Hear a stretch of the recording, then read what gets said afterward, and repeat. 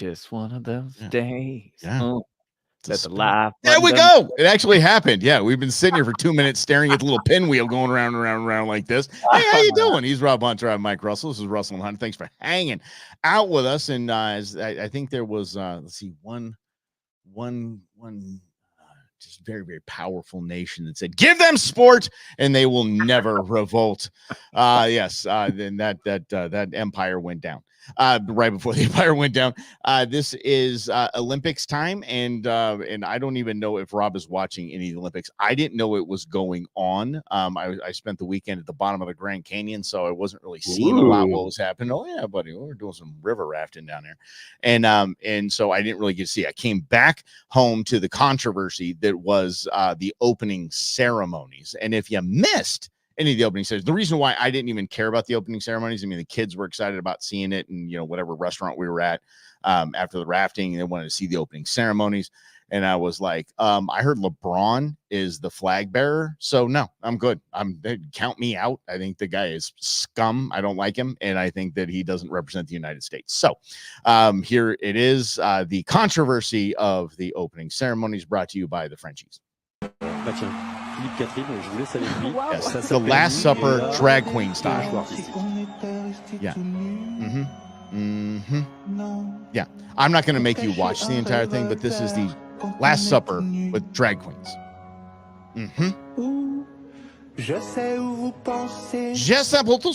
No, even subtitles on this stuff. I can't even hack it. Whatever. It's whoa, hey, where'd you go, Rob? There you are. Sorry, buddy. The drag queen Last Supper. I get you want some shock and awe, you want some people talking about the opening ceremonies, but why don't you do it with like an archer lighting the cauldron, or why don't you do the giant 10,000 little tiny drones in the first drone show we got to see? Why don't you actually impress the world and not make the world roll their eyes in the second largest religion of the world, and you just basically make a mockery of it? It's insulting. I actually read that it wasn't even about the Last Supper, some other supper from ancient Greece. So I don't know. Okay. But the thing somebody is, had to have caught it when they were developing, going, this looks familiar. I've seen this somewhere. I've seen this somewhere. I'm just saying this is how I approached it. I just didn't care. I watched part of it. I didn't let it bother me because I just didn't care that much. So I get the outrage, I get all that, but I don't know. It just, I don't know about outrage. I don't know about outrage. There was no I was like, kids, get your torches and pitchforks. It wasn't anything like that. It was just, it was in bad taste. I wasn't outraged by it. It was just in poor taste. And I actually go to Jillian Michaels on this one. Jillian Michaels, the super fit one, the fitness little guru. She was on one of the weight loss shows. Oh yeah, The Biggest Loser. Yeah, she was the Biggest Loser. And a lesbian. Her and her wife live in Los Angeles, but moved out of Los Angeles to Texas because of things like this. Here's what she posted. She said, "Dear fellow gays." Now, when you say "dear fellow gays," that's like your mom saying all three of your names at one time. Just Michael Raymond Russell. You're like, well, why you got to call me by my government name? What did I do? Exactly. What the hell did I do? I'm in trouble. So she said, "Dear fellow gays, we demand tolerance and respect, but then make a mockery of something sacred for over 2 billion Christians. This type of hypocrisy and lack of understanding is a bad look. We get outraged when the extreme right bashes us, but then we do this shit. What kind of reaction do you think they'll have towards LGBTQ plus community after this? This is not how we break down barriers. It's how we build them." Here. Well said. And then she's right, because there are people that are like, oh, okay, now you're just going to rub our noses in. Okay. And by the way, I like that she said we're not fighting for equal rights, because the gay community has equal rights. But she said we're not breaking down barriers. Now we're building them up. And I think that was just really well stated. And I think that if you look at history, that's kind of the way that things happen, that there's always this sort of resistance to culture, because you can't look at religion and say religion's been awesome. They're batting 1,000. Yeah. It's not batting 1,000, right? So, but there's certain symbolism to religion that is supposed to mean something big and significant to the followers of that religion. So I'm all about this. But here's what I really like. You're getting to see this. They're not hiding it. So now you have the opportunity to offer an alternative point of view that this idea of restraint, Mike, keeps coming up to me. Not saying all the things that come into my head. Head thoughts. Yes, head thoughts. As we've talked about here on Russell and Hunter's The Broom. Mm-hmm. So I this is how I look at these things. I'm like, okay, good. You're exposing yourself. So there is a video. I should have pulled it. I didn't, because it is also interesting. Kamala Harris is running for president, obviously, and she's got this big organization going down. And there's now White Women for Kamala who are telling that you need to listen and you need to shut up and you need to just do this thing. It's this person on TikTok that's 1.3 million followers. And her content basically talks to MAGA folks. Oh, as if you're a kindergartner. Like the one where she's talking to her uncle or something, like parenting like uncle thing. I did see that. I love this because the more we see this, the more we realize what I think the real struggle is. And it does kind of evolve around the Olympics and patriotism and what we think of this country and what France thinks of the world and what France thinks of, or at least the performers think of Christianity, for crying out loud. Yeah. But it's all there for you to see. Would you rather see it? Or would you rather it be hidden that they're talking about you behind your back? Now you can see it. Now you can use your platforms to influence people that is not appropriate. Yeah, and I think the response by Jillian Michaels is actually appropriate. I think it's very well said. It was thought out, and it was just, hey, guys, are you bleeping kidding me? Come on, we're better than this. This is a bad look. She said very, very clearly, this is a bad look. And I think a lot of things is just, it's better spoken than hollered, right? So, oh my God, they did what to the Last Supper? Really, Christ? And no, just hey guys, y'all look like a bunch of idiots, and I hope you know that. You're like a bunch of morons out there. And I think it's good because I think it lightens up or tears down a little bit of the wall. Because I want to be able to call these people idiots and not be, you're transphobe. No, I'm not. These people are just idiots. These people are doing something stupid. They're seriously mocking 2 billion of the 8 billion we have on this planet. They're taking 25% of this world and saying, screw you. And so you look like idiots. And I can say that without being, I think to every common sense person, these people are idiots. So good. I like this. But I like this too, because I often think about, like when I get triggered is a fancy word for offended, basically. Offended basically means your emotions got in a tuffle because you felt something that somebody said about your beliefs. That is also an opportunity for you to go, why did I feel triggered by that? And you can explore that so that next time you don't get triggered. You can just look at this event in the opening Olympics and that whatever it was. Yeah, the drag supper. There we go. Yeah, I mean, if that's France's thing, cool. That's France's thing. It's definitely France's thing. Your thing. It doesn't have to be a moral affront. It just is a thing. It's just like, okay. So, again, I always think about influence, and the best way to influence people is sometimes just to shut up. Because sometimes when people see things like this, they don't need to be influenced. They don't need to be told that it's wrong or immoral or an affront to you. It's just, okay, that's where you're coming from. Got it. What can I do to sell my beliefs in a different way so that people adopt them and say, yeah, you know what? It is a good idea to have some sort of moral centerpiece that you believe in. It makes you a better person.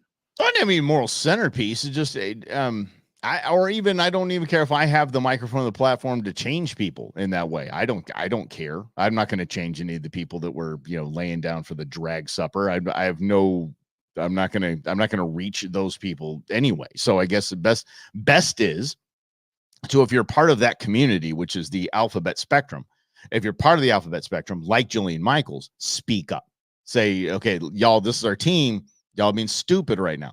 Outside of that, this whole Last Supper thing, drag Last Supper deal was your dog when you get home or your dog when guests come over. Because your dog, when guests come over, what do you tell your guests? Just ignore him. Just ignore him. Just ignore him, and he's going to go away. Just ignore, don't worry about it. And you do, and the dog goes away. Okay, the dog doesn't get attention. The dog goes away. These people are attention seekers. They're attention whores. This is what they want. And they want outrage, and they want, oh, that's right, and they want to rip the far right for being offended by this, or just any Christian to be offended by this, and then they get what they want. Instead, like Rob said, just shut up. Well, and it's just working on your own triggers and wondering why they're there, and instead of saying I'm right, you're wrong, the hell with you, no, the hell with you, and then it just becomes a shouting match, which doesn't get you anywhere except for points on social media. And if that's what we're after, cool. Let's just admit all we want to be is social media influencers and get likes, shares, retweets, or re-X's, or whatever they're called now. Yeah. But we have to understand the role I think that social media plays on our society, because there's all kinds of been art over the years that has done ridiculous things to Jesus and the cross, and sure, it comes by and it flies by night and it goes away, right?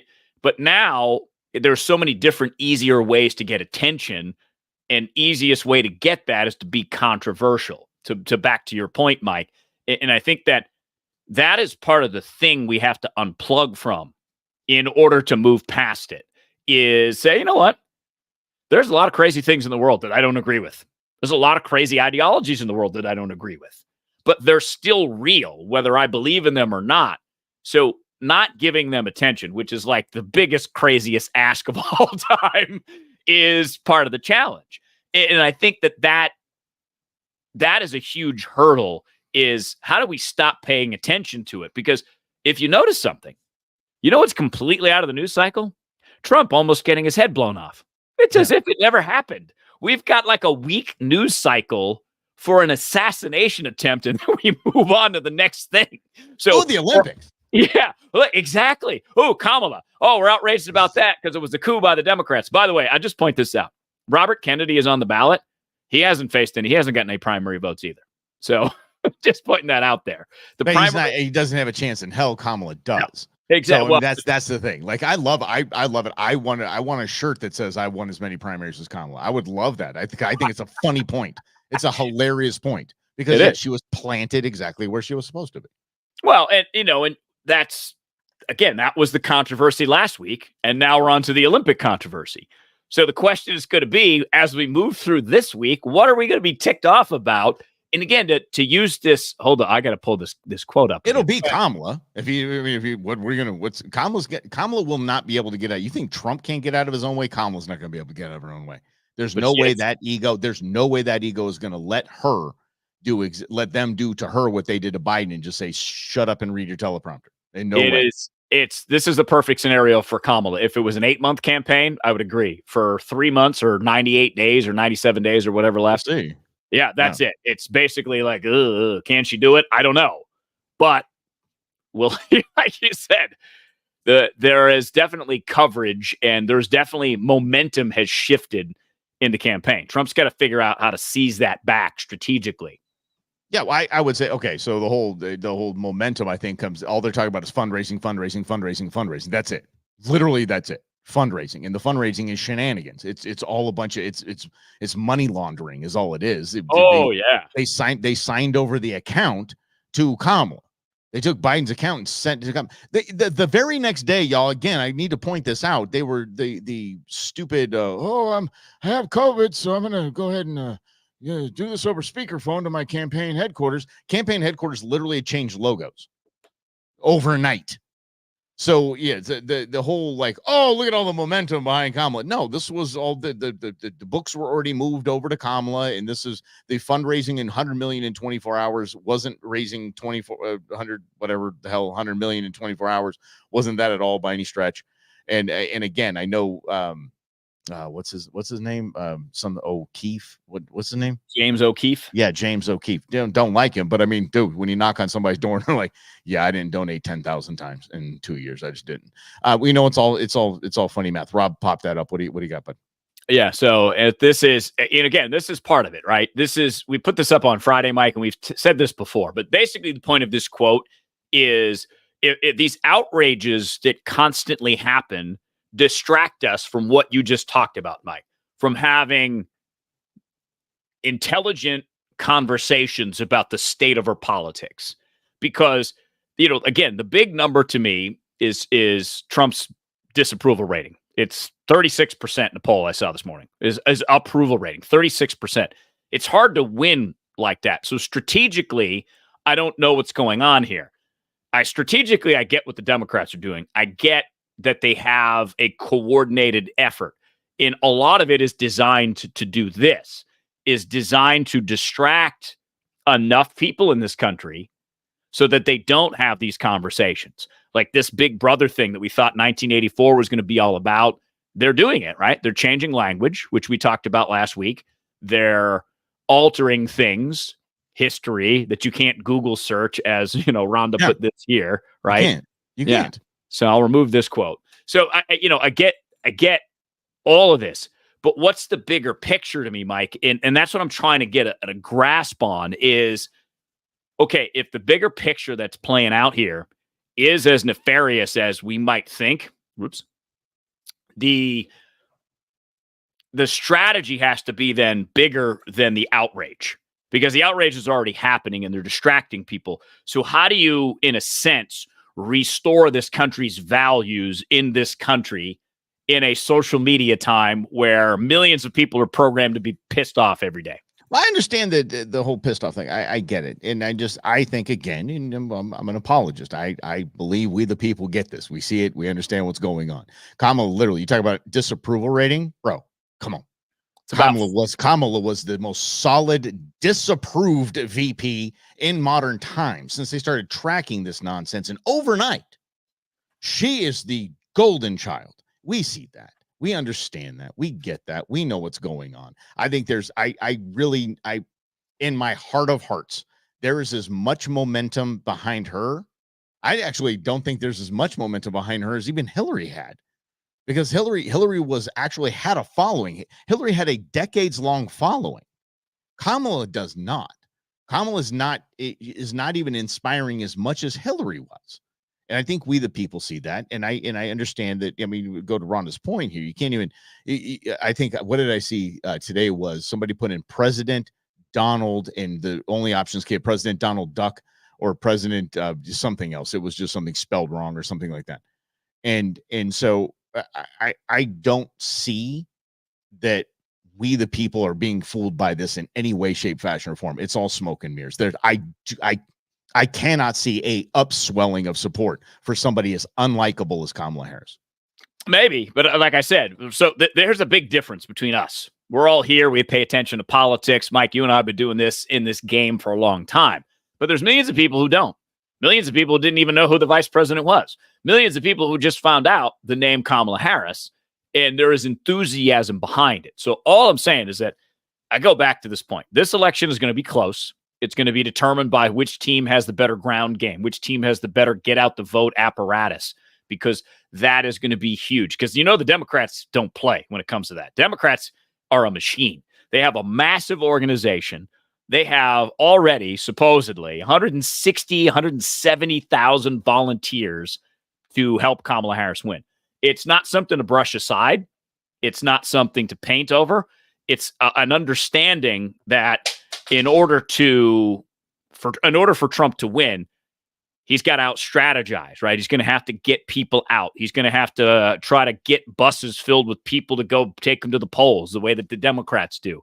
That is, to me, is how this election is going to play out. Remember, the last two presidential election cycles were determined by less than 100,000 votes when you look at the Electoral College. So this is a country that's like this, and it could go either way. It's going to be depending on who nails the next couple of months with their organizations. Let's get on brass tacks then.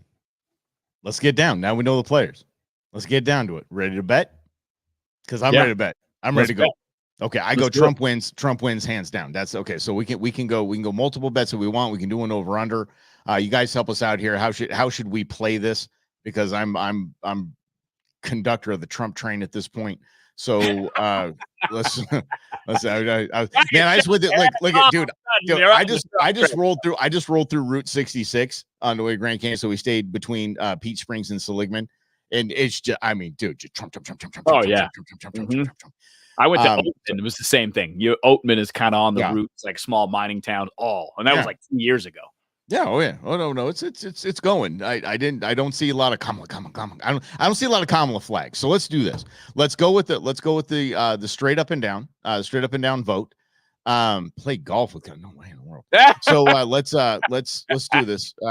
So Robbie, are you saying Trump loses or Trump wins? I'm saying Trump wins. Do you want to do an up and down on it? Oh, well, I'm going to reserve the right to change my mind because I think right now, again, because everything changes every week. Right Sure. now, if the vote were today, I would say that Kamala would win.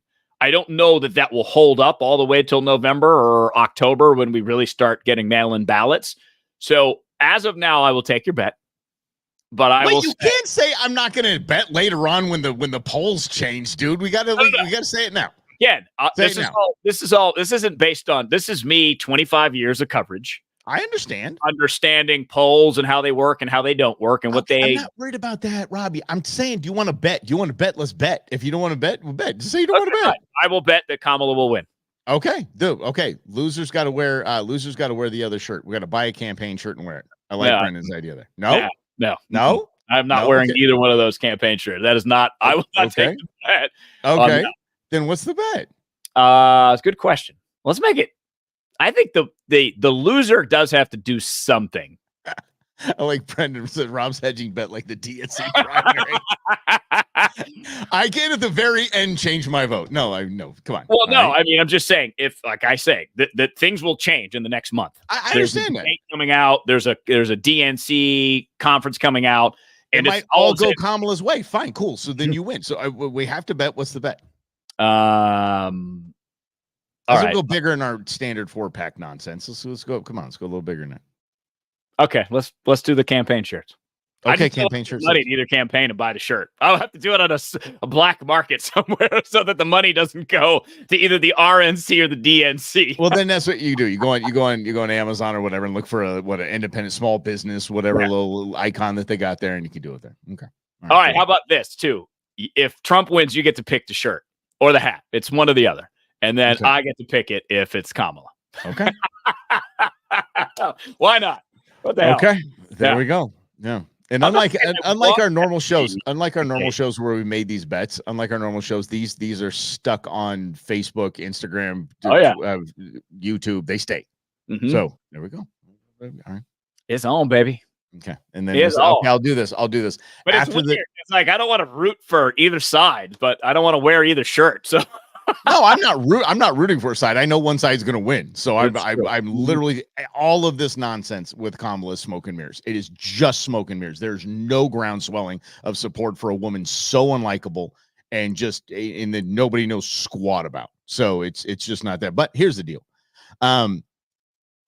If you want to, after the debate, we can do an over under on electoral votes. We'll do that. Oh, okay. That's a good one. I think it's going to be. I love it. We'll just add to the bets. Because I think it's going to be big. Yeah. How about after the debate, we will definitely do the electoral college. There you go. And that'll be right around vote time because I think that's kind of end of September, if I'm not mistaken. Mid-September is going to be the one debate that we're going to get between these two. I'm going to debate him like the prosecutor I am. Yep. Can't wait. Can't wait. Mm-hmm. That's the one thing I go back with Bill Maher. Bill Maher said, he goes, the one thing about, gave into that. They going back to it, what he said, he goes, the thing is that like he did with Biden, he's like, Biden's at a disadvantage right away because Trump's funny.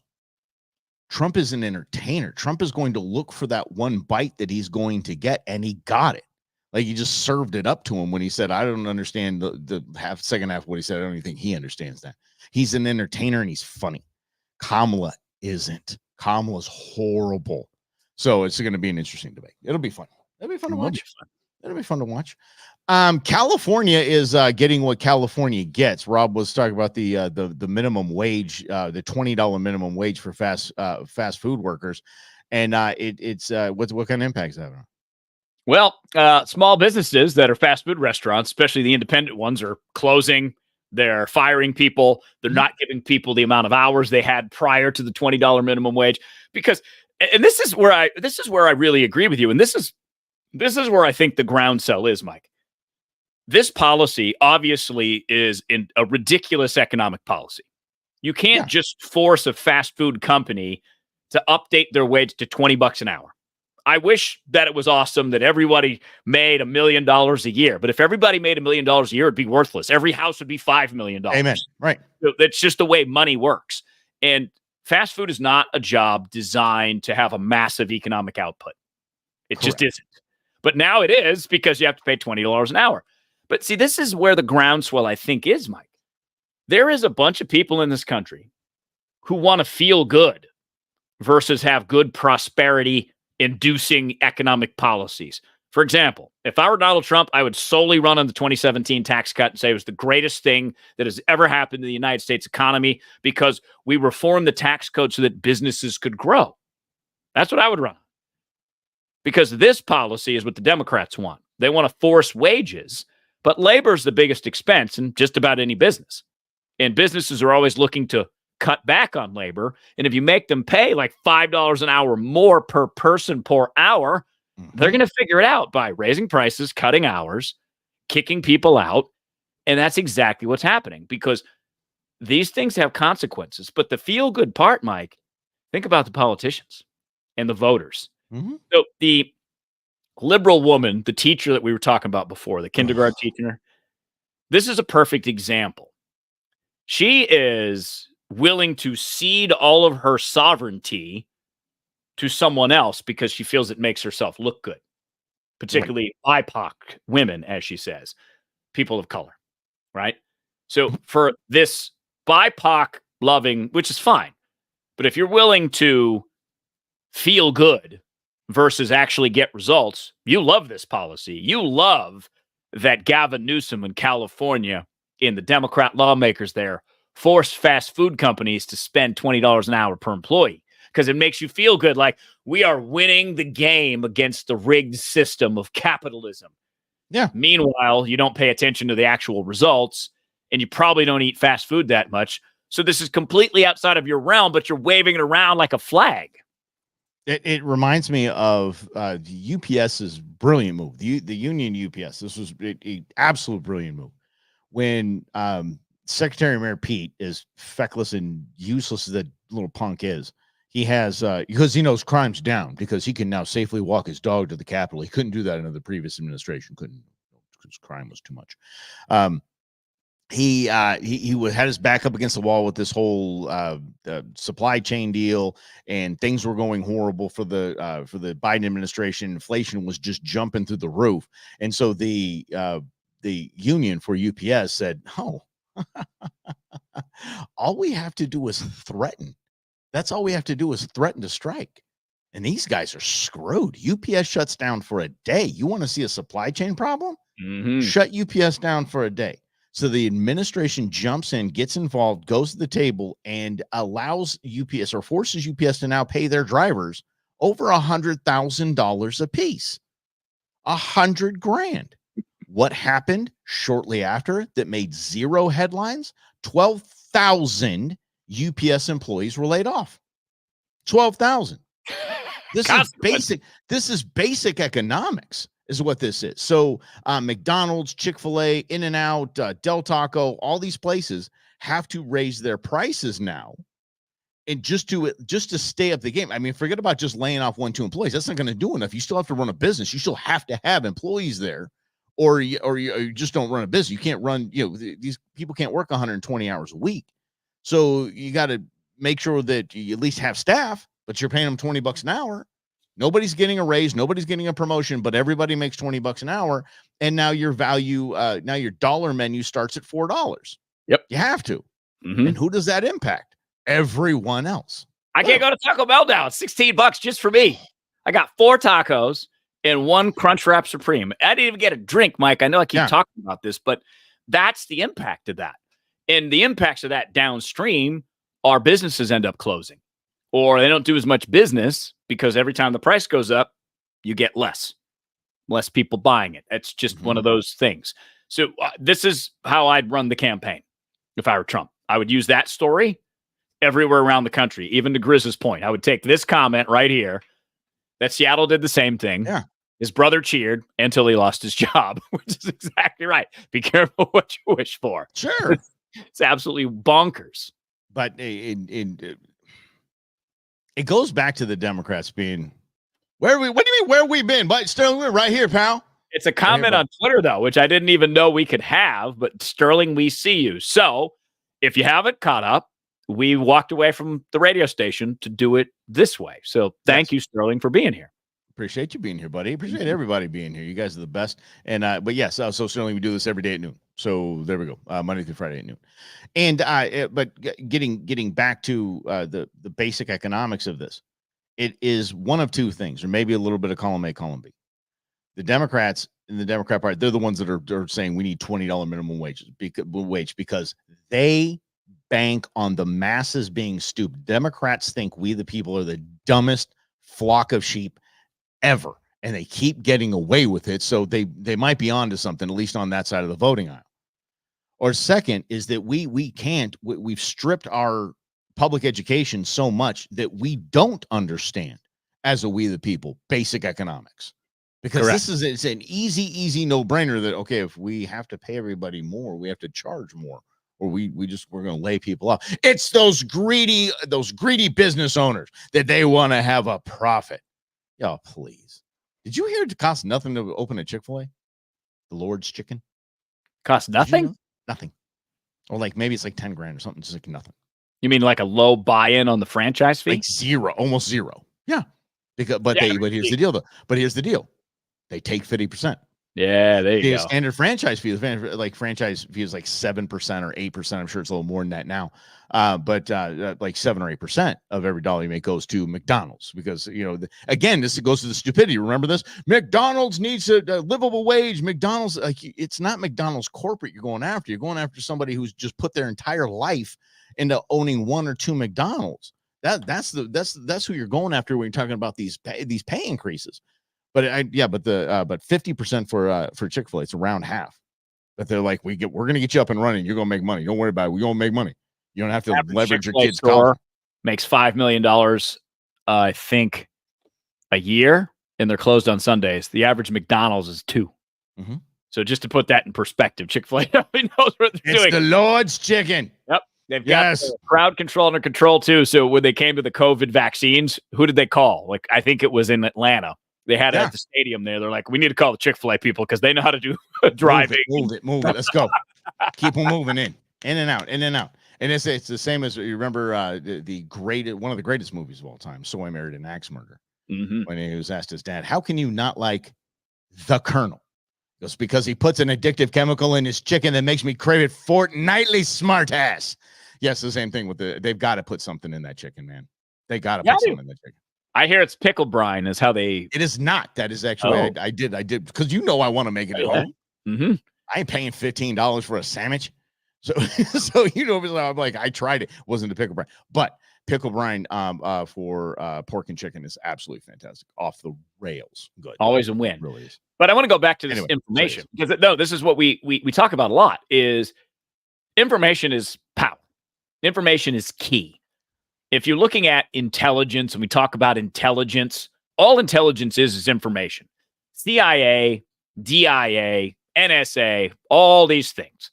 Trying to find the big information about the big plot, the terrorism plot. They want to know what our adversaries are doing in the world, what decisions they're making. It's all information. Information is kept close to those in power because you're less empowered if you have all the information. So it is very true that there's a lot of people who benefit from having a dumb populace. Yeah. And I don't mean dumb in a bad way. I just meant uneducated. You're not given the appropriate information to realize the $20 an hour story doesn't hold up because there's still math involved. And you still have to make money for a purchase and get a value in return. And if the price goes too high, it's not valuable anymore because the labor costs go too high. There's less labor. It's just how everything works. And to not know that is pretty egregious, that you can't pick that up anywhere in the minimum of your 12 years of public education schooling, or maybe the 4 years of college education that you went on after.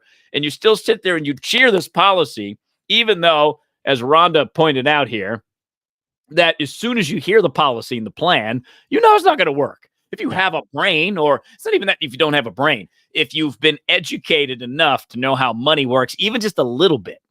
Well, again, we went from number 1 in the world in education. Then we opened up the Department of Education, Federal Department of Education, went to 24th.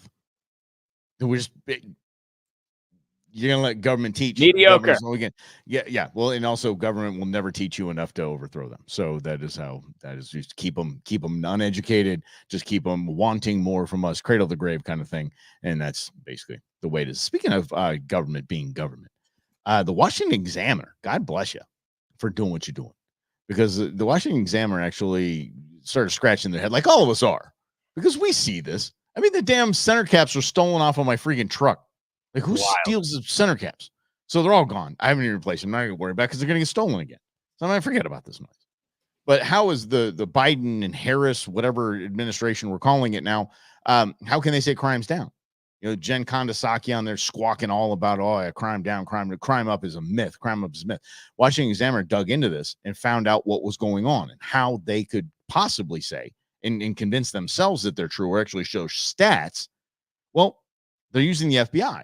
The FBI is cooking the books for the Bidens, or cooking the books for whoever the hell they think that's going to help them with crime is down. Crime is not down by any stretch of the imagination. Come to find out that only half of the nation reports their crime stats to the FBI. Only half the nation. The other half, the FBI gets to estimate or make up the numbers themselves, therefore making it look like crime is down. Minneapolis was one of the examples that I saw. They claimed that the murder rate is down 13%. That's what the FBI says. The police say it's up 7%. That's a hell of a swing.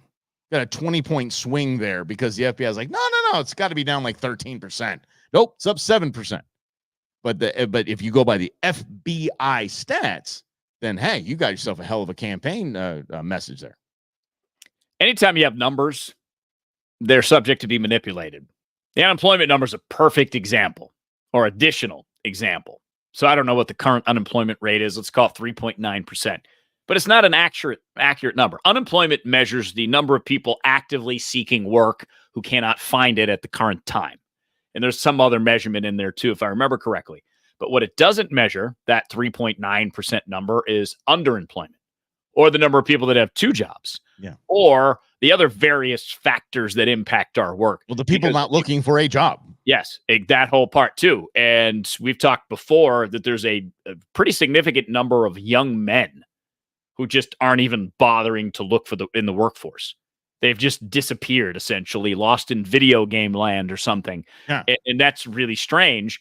So you can manipulate and massage numbers however you want.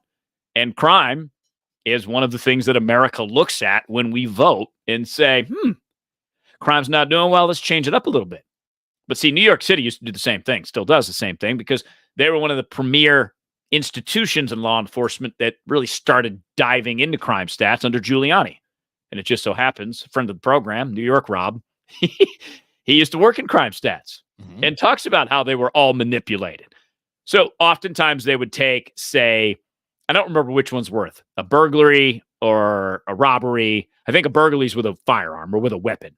Okay. So they would take a burglary, like, are you sure you saw a weapon? Are you really sure? And they would convince the witness that the witness should doubt themselves, and they would downgrade the charge. They did it with rapes. They did it with all kinds of things to make sure that the stats weren't reported the way that Mike's talking about, right? That there's an air of mystery because, again, who controls it? The police department. Who gets held accountable if the crime stats aren't where the city wants them to be? The politicians. The police department does. Yeah, right. Of course they're going to manipulate the numbers. It's like test scores in schools. Yeah, or you just, like you said, just kind of redefine what this is. You can redefine what a crime is. Like we redefine what a vaccine was. You're just going to change the definition of what a crime was. Mass shooting. Remember, mass shooting went down to 4 people injured or 2 people injured. Now that's massive. So they can up those stats and make everybody afraid of long guns. So that is, it's kind of just That shrug your shoulders. Yeah, but we knew the FBI was lying to us, but we see this with our own eyes. I mean, we see crime.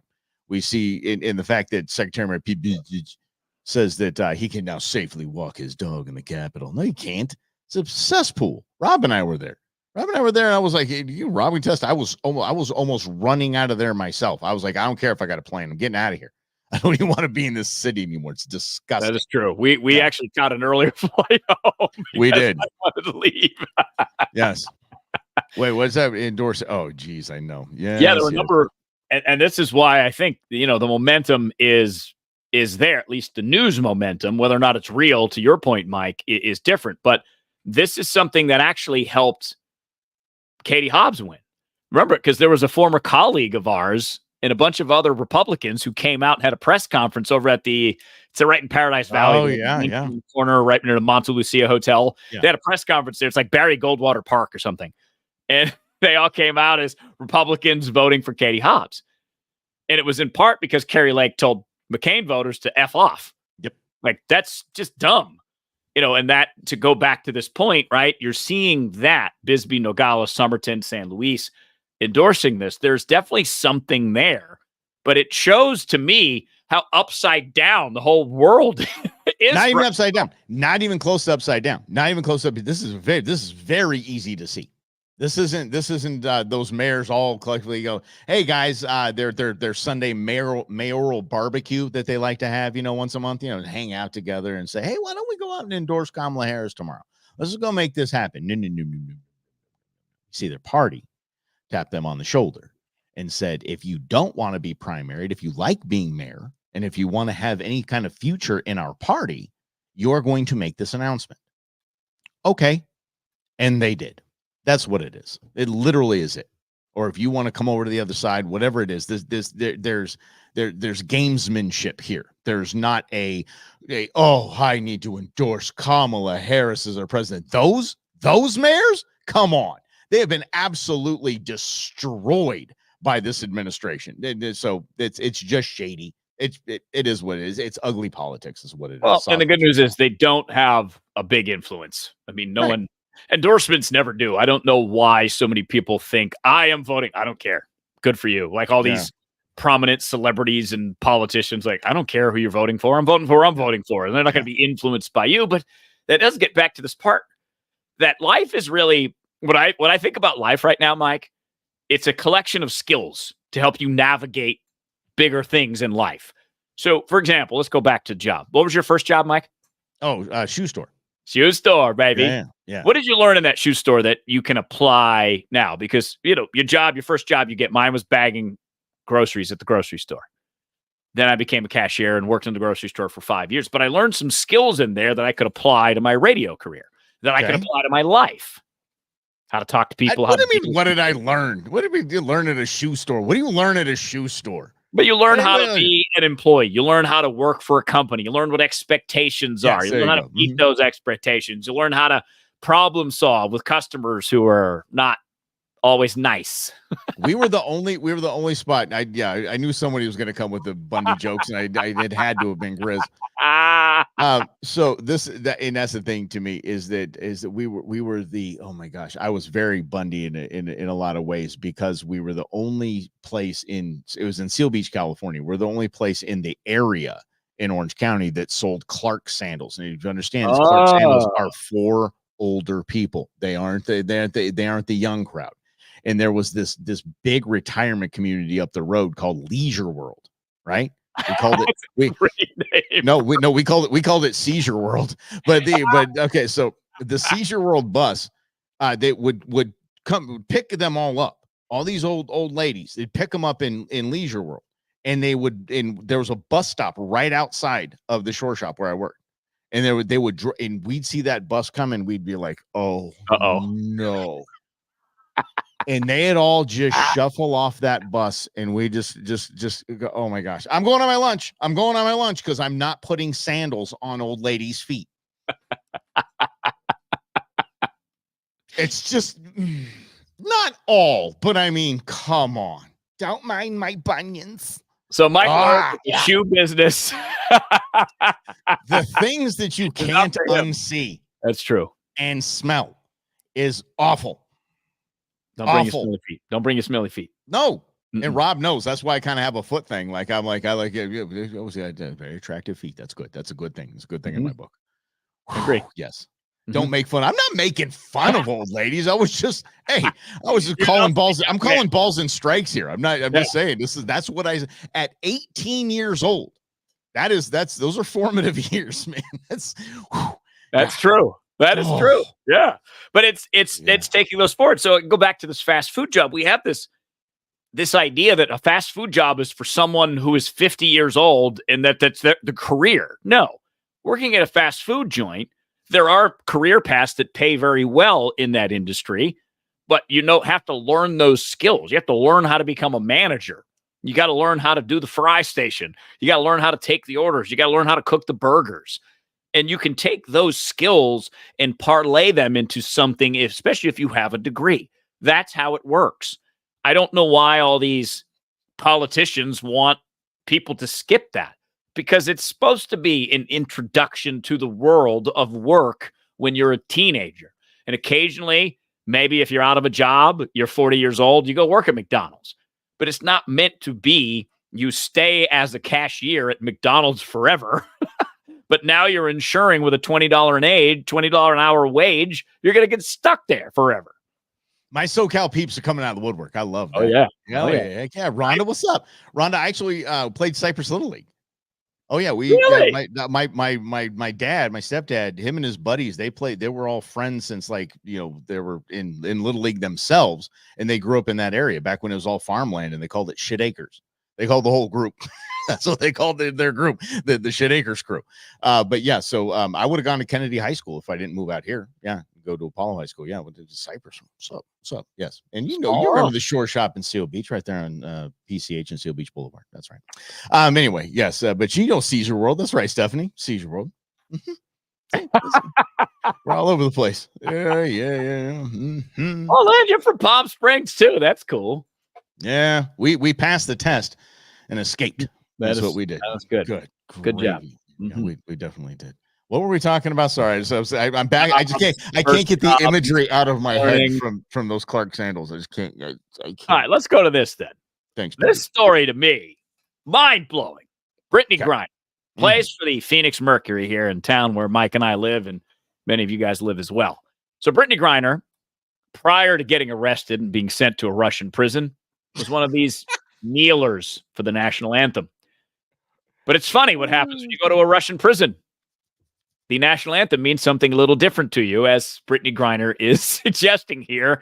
The anthem means everything to me, she told the AP in an interview about wearing a USA jersey. For me to now have the honor to wear it again and potentially win gold is icing on the cake for everything. See, this is, I think, highlights, Mike, such a massive problem in America.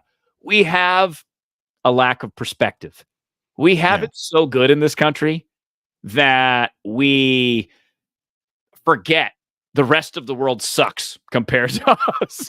Yeah. Our standard of living, as far as your economic opportunities, as far as you picking your own path. Spending time in a Russian prison will wake you up to that. Now you have something to compare it to if you're Brittany Griner. Instead of just being going back to this information and this brainwashing and all these things, that you're influenced by all these organizations that tell you America sucks. 1619 Project, America sucks. The whole college movement, America sucks. Sure. Mm-hmm. Great. We suck. Let's compare ourselves to every other country on earth in every other point in human history.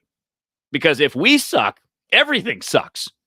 And Brittany Griner got an understanding that, maybe America's not perfect. However, I can play basketball here.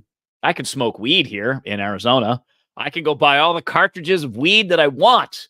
And I don't have to live in a Russian prison. All of a sudden, I like America because now I have something to compare it to. So all these young people in America that are complaining, I would encourage you to go visit Russia. I'd encourage you to go visit Vietnam. Go visit North Korea, Iran. See how free you are, and then come back and tell me how much you don't like this country. Speaking of things you can't unsee, I showed Rob a video of Brittany Griner in the backyard pool and wearing men's board shorts and nothing else. There's things you can't unsee. There's just things that you can't unsee or hear. But let's talk about the Olympics, which is interesting to me. The Olympics are what they are, and if the Caitlin Clark was not selected to be on the Olympic team, which is the dumbest thing I think I've heard in a hot minute, making this probably the first time I've rooted against a U.S. team. You rooted against the soccer team a couple of years ago because because of the Rapinoe thing, but I don't think that was an Olympic thing. I think that was the World Cup. There's just World Championships. Yeah. So I am rooting against the WNBA All Stars out there. Pass and pick away, layup. It's not like I would have watched any of the games anyway. But I hope they lose. I hope they don't even medal. What a bunch of idiots. Just a bunch of just bitter idiots. And can I ask a question? Why in the hell? And I just saw this before we came on today, bro. Why in the hell does Ukraine have a Olympic team? Have an Olympic contingency? What in the hell? Thought we were at war. Their little dictator tot. I thought your country was war torn. You guys have nothing going on. Oh, you have an entire Olympic staff? You have coaches and teams and Olympic trials and all that. I thought you were just being crushed by the Russians and you need more $60 billion and another 100 billion here, another 120 billion over here because you just can't fight off those Ruskies. Well, apparently you can. And Ukraine, just for those that don't know, Ukraine are sending their poorest people. It is class. If you are below a certain economic level, you are going to war. And if you die, who cares? Because we're living it up and partying here in Kyiv. And that's what we're going to do. More restaurants and bars open in Kyiv than before the invasion, Russia. It's just such a bad look that these punks have a team. It's a bad look. Yeah. I think that the real thing about the Ukraine part to me is there just doesn't seem to be an end in sight. It just seems that this, to me, is all about power and killing human beings and letting people go. Yeah, because we talked about this. I mean, I don't think it's a conspiracy to think that basically what America did is canceled the Afghanistan money and moved it to Ukraine. Amen. Because the defense industrial complex needs money. They need to make missiles. They need to make ammunition, and they need to get paid for that by your taxpayer dollars. So that's that. When Trump and J.D. Vance, who I don't really particularly like J.D. Vance, but he does have a point. This guy served in Iraq. He served as a Marine. And I've talked to actually Marines recently, one in particular who said, not J.D. Vance, it really started to turn on him when he was guarding a lithium mine. He wasn't out killing the Taliban. He wasn't out hunting for Al-Qaeda. He was protecting a Halliburton mine, lithium, which now China has, by the way, because America left. So we've given all that to China and all the weapons to the Taliban. But all we've done is just take your money you're spending in Afghanistan and to Trump and J.D. Vance is what they talk about. This is just a perpetual cycle that, I don't know, it's like $300 million a month or something. It's a day or it's crazy the amount of money that you spend on these wars for no reason. We're not protecting a mine anymore. No. We're protecting biolabs. Literal biolabs. I'm not even playing, Rob. I think you were gone. I think you were gone a day that we discussed this, and it was I went through the entire list of all the pharmaceutical labs that are in Kyiv,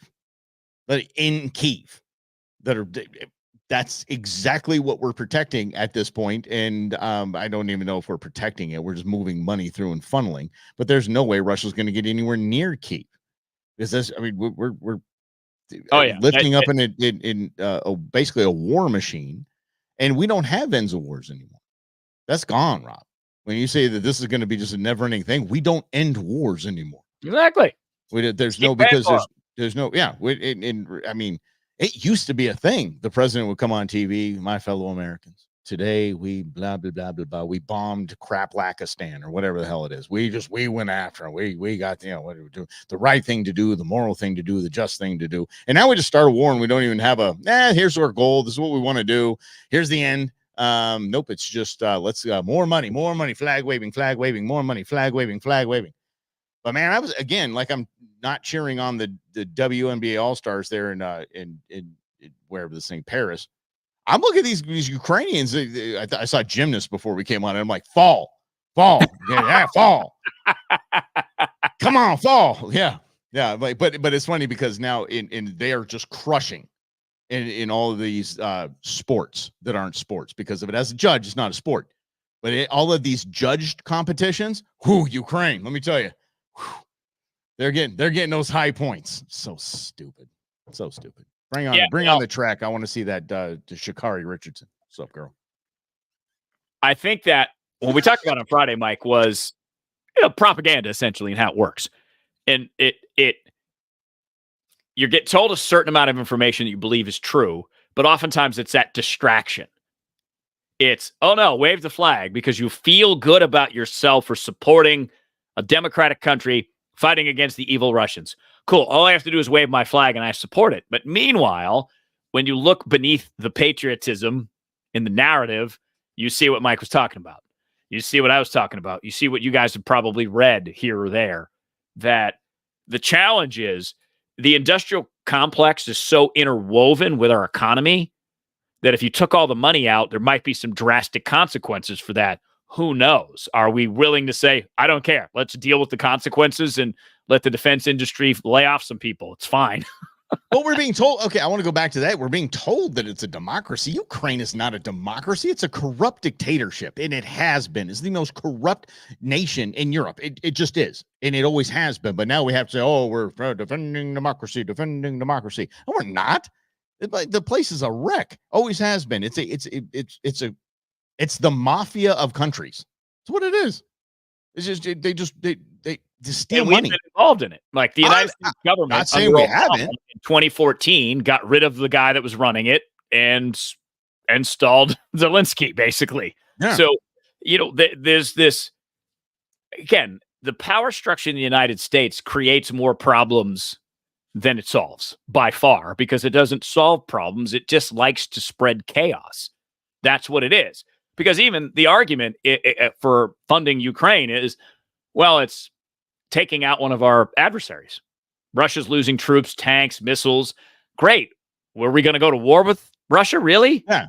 Because is that something I should be concerned about? That, okay, now Russia's weakened. Cool. Okay. Were we expecting missiles to fly across the world and blow each other up? What are we measuring it against? Obama and Trump both said, dude, they're like, Russia's not a problem. Russia's just doing Russia right now. They're not a big deal at all to us.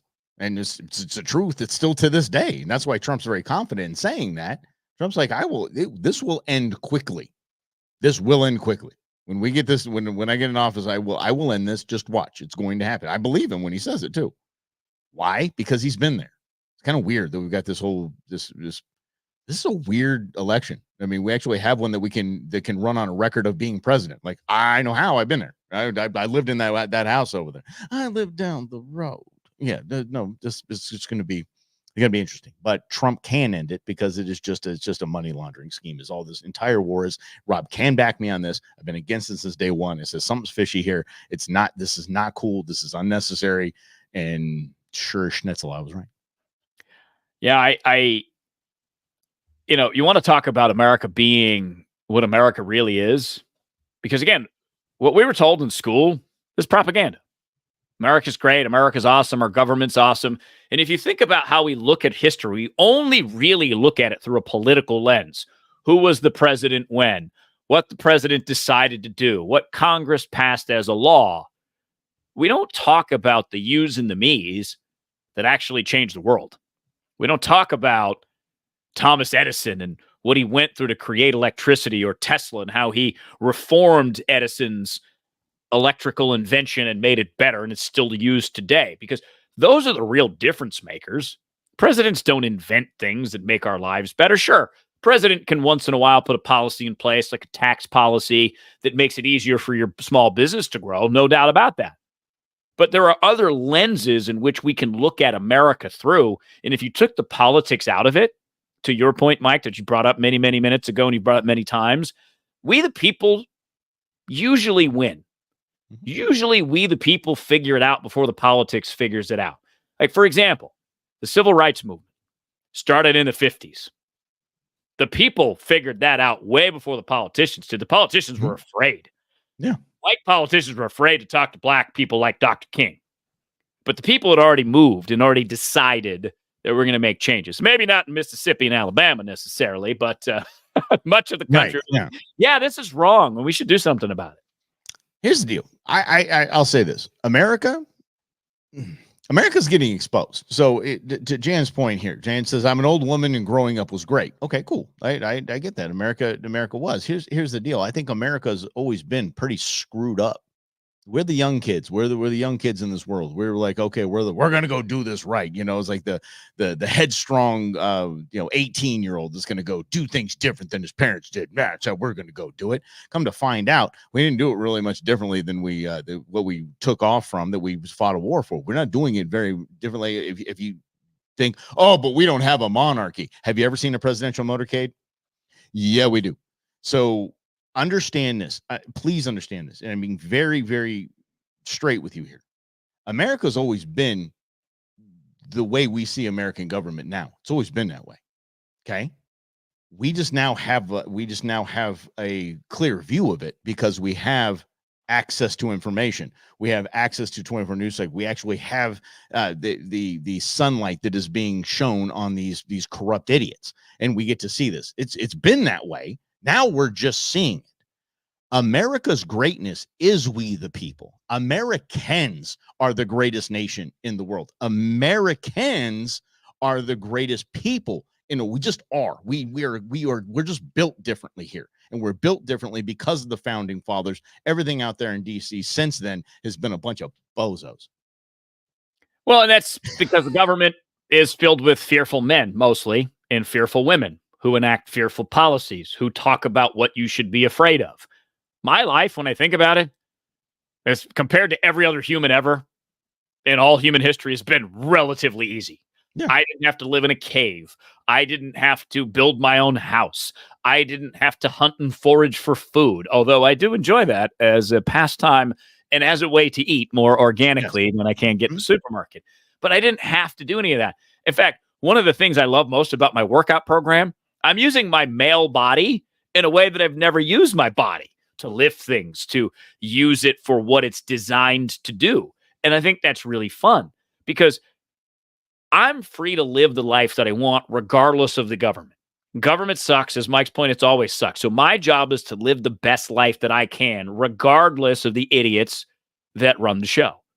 Because that's American. Yes, that's it. And that's the ultimate win. So if we go back to the very beginning and we're outraged about the opening ceremonies, if we're outraged about Kamala Harris not having a primary vote, if we're outraged about Donald Trump being the Republican nominee, whatever your outrage is, how does it impact the way that you're living your life?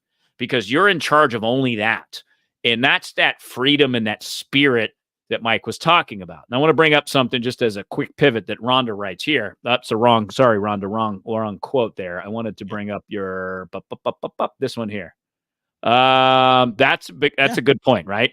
That's two. That is annoying, but let's go to this one too. And just want to mention this real quick. This to me, Mike, is politicking.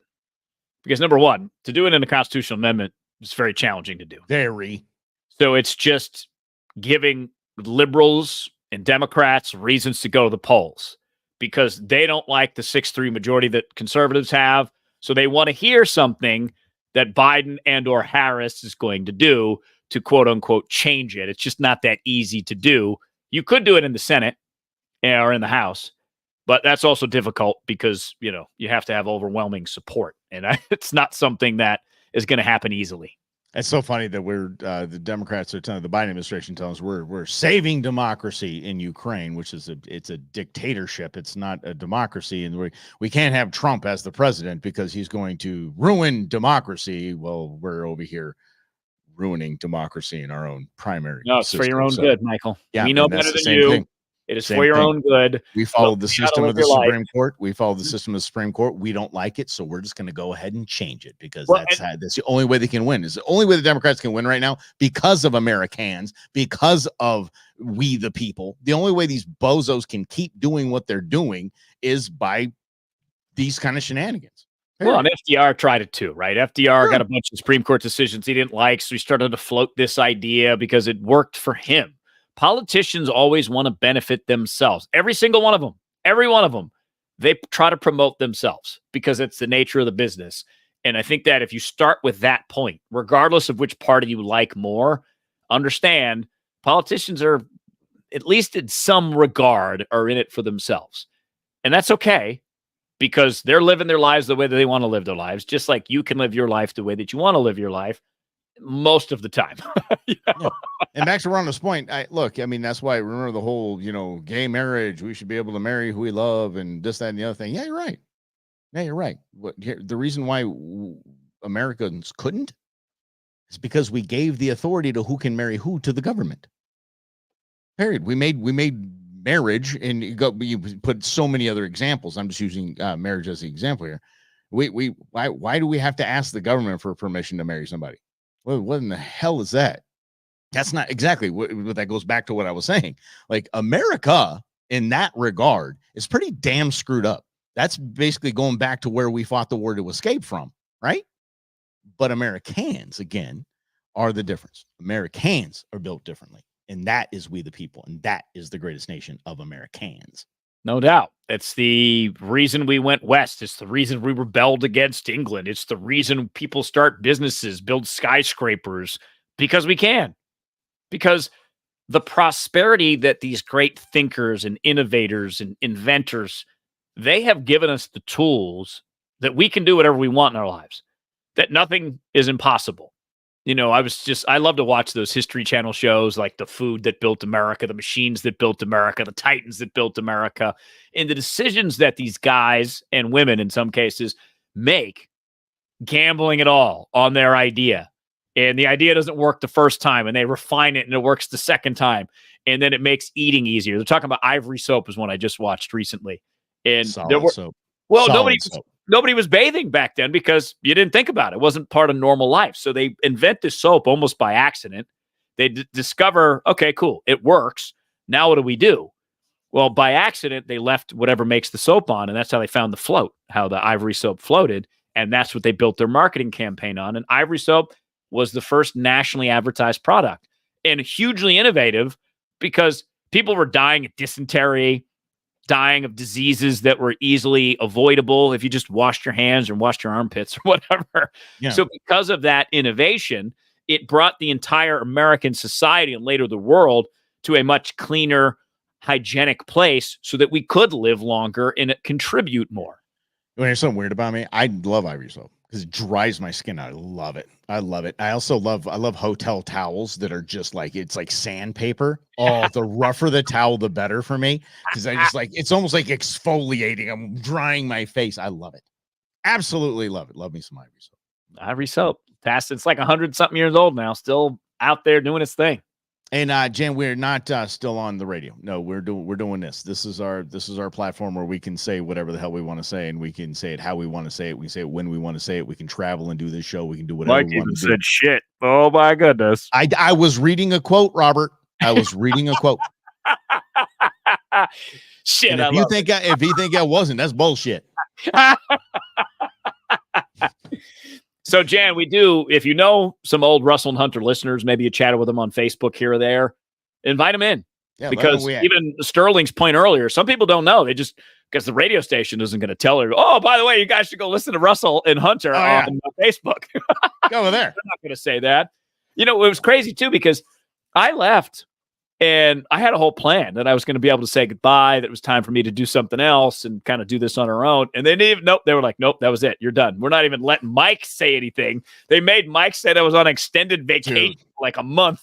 Dude, it was a month of doing the show. And I'm like, why can't I say what the hell's going on? Let's just be honest with the people that hang out with us in the afternoon. Yeah. Then I was just walked out like a common criminal.